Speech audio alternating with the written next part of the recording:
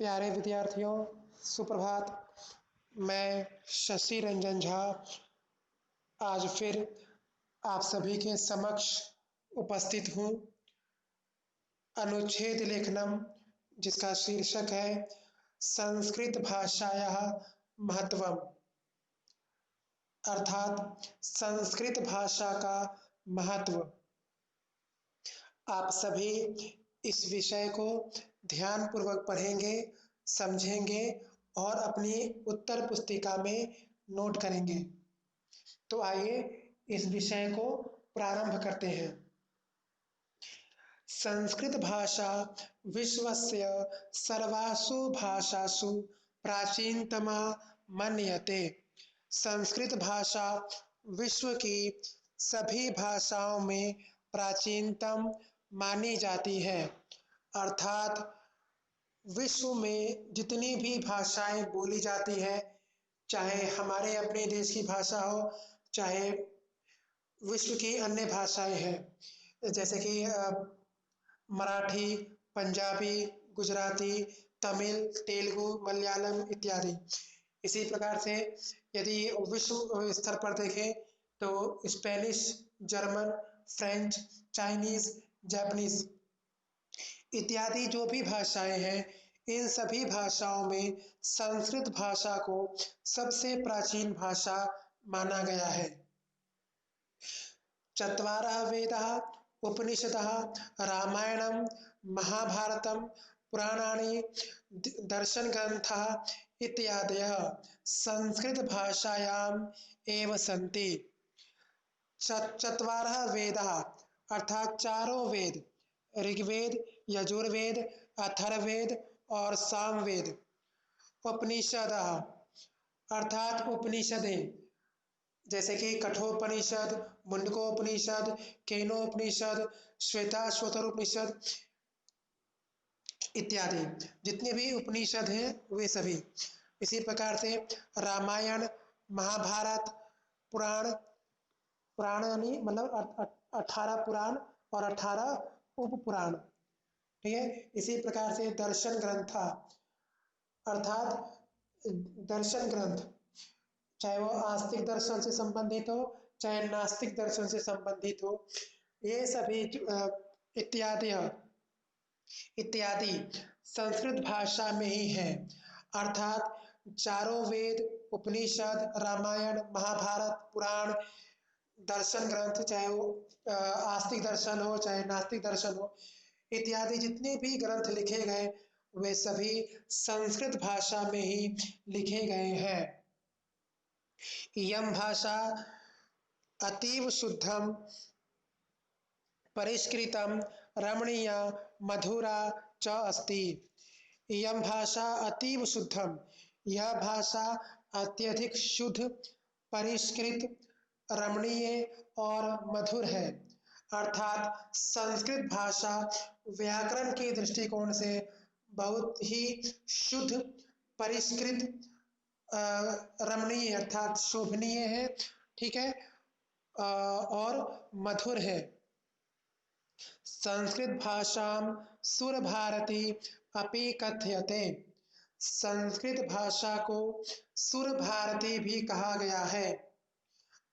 संस्कृत भाषा को देववाणी, गिरवाण भारती, सुर भारती इत्यादि नामों से जाना जाता है, कहा जाता है। कहा जाता है कि यह देवताओं की वाणी है। संस्कृत भाषा अस्माकं सांस्कृतिक भाषा अस्ति। संस्कृत भाषा हमारी सांस्कृतिक भाषा है। अर्थात संस्कृत भाषा जो है ये हमारी सभ्यता एवं संस्कृति से जुड़ी हुई भाषा है। हमारे जो भी प्राचीन सभ्यता एवं संस्कृति, संस्कार इत्यादि जो भी हैं वे सभी संस्कृत भाषा में ही लिखे गए हैं। इसीलिए संस्कृत भाषा को हमारी सांस्कृतिक भाषा कहा गया है। अस्माकं सर्वे धार्मिक संस्काराः अस्यां भाषायाम् एव निहितं सन्ति। अस्माकं सर्वे धार्मिक संस्काराः, हमारे सभी धार्मिक संस्कार इसी भाषा में निहित हैं। अर्थात जितने भी धार्मिक कार्यक्रम हमारे देश में होते हैं, जो भी धार्मिक संस्कार हमारे अपने देश में किए जाते हैं, वे सभी संस्कृत भाषा में ही निहित है।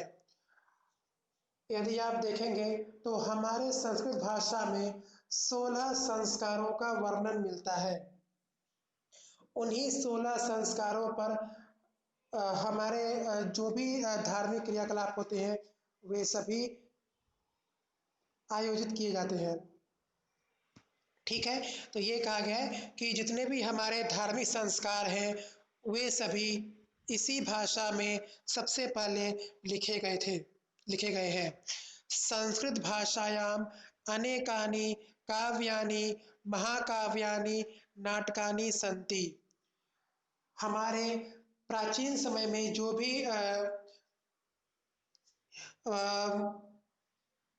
भी कवि या महाकवि हुए, उन्होंने संस्कृत भाषा में अनेक काव्यों, महाकाव्यों और नाटक आदि की रचना की। जैसे कि महर्षि वाल्मीकि ने रामायण लिखा, महर्षि वेदव्यास ने महाभारत को लिखा, इसी प्रकार से महाकवि कालिदास ने अभिज्ञान शाकुंतलम नामक एक नाटक लिखा। भवभूति ने भी मालती माधवम और उत्तर रामचरितम जैसे नाटक लिखे। इसके अलावा रघुवंश महाकाव्य महाकवि कालिदास के द्वारा लिखा गया। इसी प्रकार से अनेकों काव्य महाकाव्य यदि आप देखेंगे तो संस्कृत भाषा में ही लिखे गए हैं। संगणकस्य कृते संस्कृत भाषा अपि उपयुक्ता भाषा अस्ति। संगणक अर्थात कंप्यूटर के लिए संस्कृत भाषा अत्यधिक उपयुक्त भाषा मानी गई है। अर्थात कंप्यूटर जिसका हमारे आज के दैनिक जीवन आज के हमारे अपने जीवन में इसका सबसे अत्यधिक प्रयोग होता है। हमारे जीवन के लगभग सभी क्षेत्रों में आज कंप्यूटर का प्रयोग किया जा रहा है। ठीक है, तो ये जो संगणक है, ये जो कंप्यूटर है, ये संस्कृत के लिए भी, संस्कृत भाषा जो है ये कंप्यूटर के लिए भी बहुत ही महत्वपूर्ण माना गया है।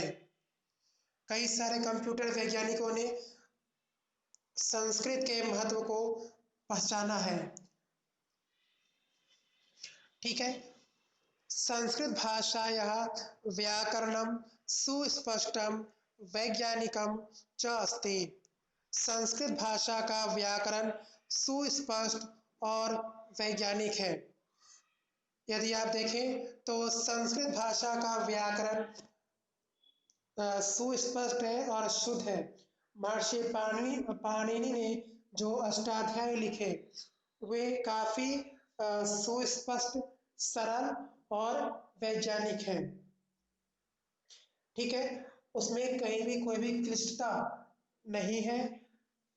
ठीक है, यदि प्रत्येक विद्यार्थी थोड़ा परिश्रम करे तो संस्कृत भाषा के व्याकरण को आसानी से समझ सकता है, पढ़ सकता है। ठीक है, संस्कृत भाषा के व्याकरण में कहीं भी अशुद्धता नहीं है और ये काफी सुस्पष्ट अर्थात अच्छी प्रकार से व्याकरण को रचा गया है। ठीक है, इसके अतिरिक्त यह काफी वैज्ञानिक अर्थात साइंटिफिक है।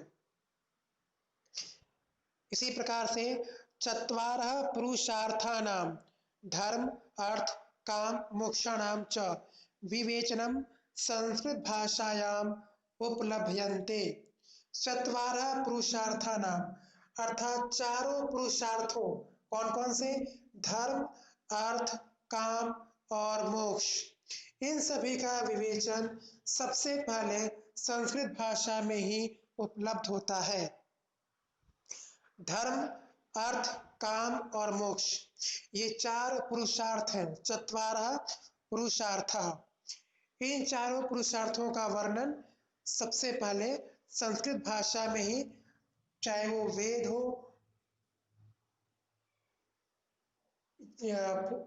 हो, पुराण हो, रामायण हो, महाभारत हो, जितने भी हमारे शास्त्र हैं, चाहे मनुस्मृति है, याज्ञवल्क्य स्मृति इत्यादि, जितने भी संस्कृत भाषा में शास्त्र लिखे गए हैं, उन शास्त्रों में इन पुरुषार्थों के बारे में काफी वर्णन प्राप्त होता है। ठीक है, इसी प्रकार से सर्वान मानवान संस्कृत भाषाया अध्ययनम अवश्यम करणीयः। संस्कृत की इन्हीं सारी विशेषताओं को देखते हुए सर्वान मनुष्यान अर्थात सभी मनुष्यों को, सभी मानवों को संस्कृत भाषाया अध्ययनम, संस्कृत भाषा का अध्ययन अवश्य करना चाहिए। अर्थात संस्कृत भाषा में जो भी काव्य, महाकाव्य, श्रीमद् भगवद गीता इत्यादि जो भी लिखे गए हैं, संस्कृत भाषा का जो व्याकरण है वो हम सभी को पढ़ना चाहिए, उसका अध्ययन करना चाहिए। संस्कृत भाषा हमारी सभ्यता एवं संस्कृति से जुड़ी हुई भाषा है।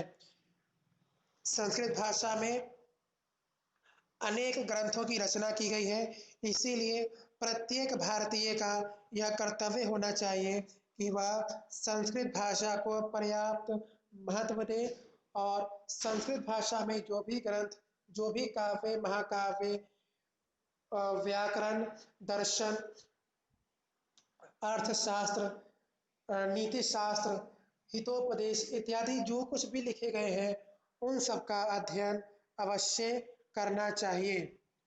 ठीक है, मुझे पूरा विश्वास और पूरी आशा है कि आपको यह विषय अच्छी प्रकार से समझ में आ गया होगा। आप सभी इसको अपनी उत्तर पुस्तिका में नोट कीजिए और इसको याद कीजिए। यह जो विषय है यह कक्षा सप्तमी के सिलेबस में दिया गया है।